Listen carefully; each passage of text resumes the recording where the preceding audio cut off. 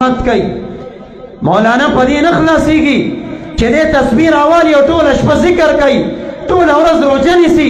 یا ډېر د قرآن تلاوت کوي دا ټول نیکیانې دي خو ته دې دپاره نه ته دې دپاره چې د قادیاني مقابله وکړه د وهابي مقابله وکړه د اشاعتي مقابله وکړه د جبري مقابله وکړه هلته په دین باندې حملې شروع دي او ته د جومات په ګوټ کې ناستې تسبیح اړې تسبیح اړول ښه کار دی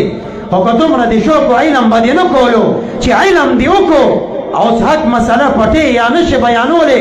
مبارک علیه السلام دنه خفه دی د علماو ذمهواري حق یې نه ده ځکه روایت کې راځي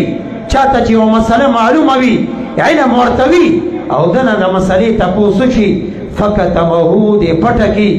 اله العالمین به ورته قیامت په ورځ باندې د اور واګې په خوله کې اچوي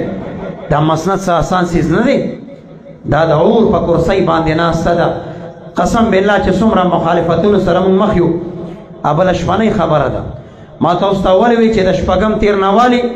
تر دې وخته په سوات مې جلسې نه ورکړې چا چې ټلیفون وکړ مې شپه مې بنده ده نه پوهېږم دې ځل دوه جلسې او درې پورې دونه مې کمې کړې نه دي درسونه به مو حالات هم راته څه کال سخت و درې شپې مخکې یا دوه شپې بېګانۍ شپه و غالبا تارو جبې سره بله شپه جلسې مې وکړې پېښور کې مې درې شپې مسلسل شپږ اتې جلسې یو ځای کړې وي د تارو پاټلۍ کې چې راتاو شم ډبل سیټر ګاډۍ ولاړو رستو مشینونو والا ناستو زه وړاندې دی راپسې د لاره شته چې د بریکر کې ورته یو شان شم ما ورته لار نه ورکوله موږ سره هم ټوپک سږ کال ما ته وسله ازاده وه ګورنمنټ راته ټوپکې راکړې وې سلا راکړې وه دوستان خفه کېده وایي ګرځې به یې نو دوه طالبان سړي اول به راسره و زړه مې ته ډېر تنګ و نن همداسې راووتم مې نه ګرځوم تنګ شوم بس دی چېرته لاړ شو نو ټوپک والي هر سړی ننداره کوي دا څوک راغی تنګ یې کړم نن همداسې راغم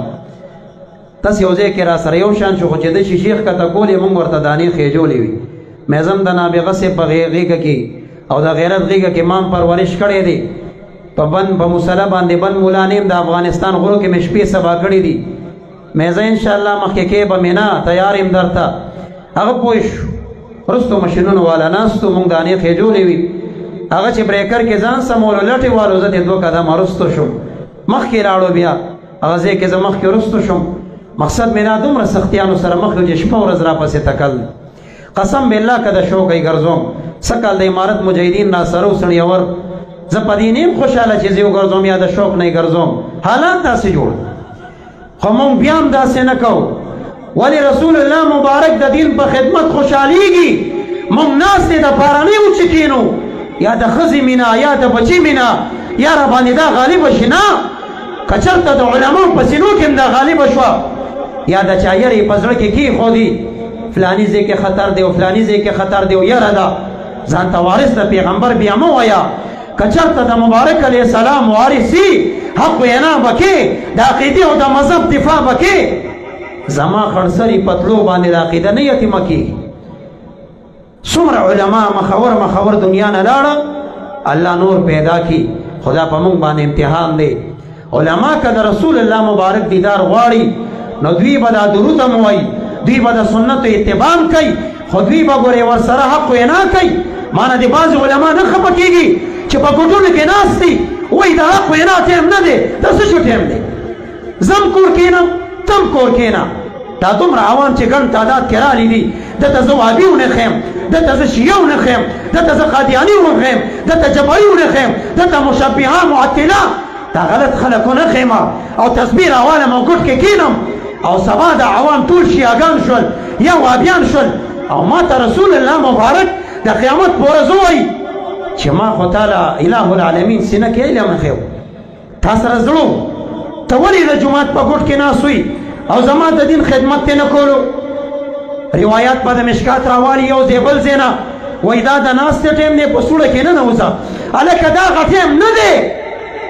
دا د حق وینا ټیم دی دا د جهاد ټیم دی دا دین دپاره د قربانۍ ټیم دی دا سوړه کې د ناستې ټیم نه دی سوړه کې نه نوځه داسې ووایه زه بې غیرت یم ما کې غیرت نشته زه یریږم یا د حکومت نه یا د زندان نه یا د جیل نه یا د جاگیردان نه داسې ووایه زه مرګ نه یریږم الحمدلله زمون چا نه بیاره نشته د محمد مصطفی د دین د عقیدې د مذهب که چېرته زمونږ په وینو دا خدمت کېږي په شونډو به مسکاوې وینې به ورکړو انشاءالله.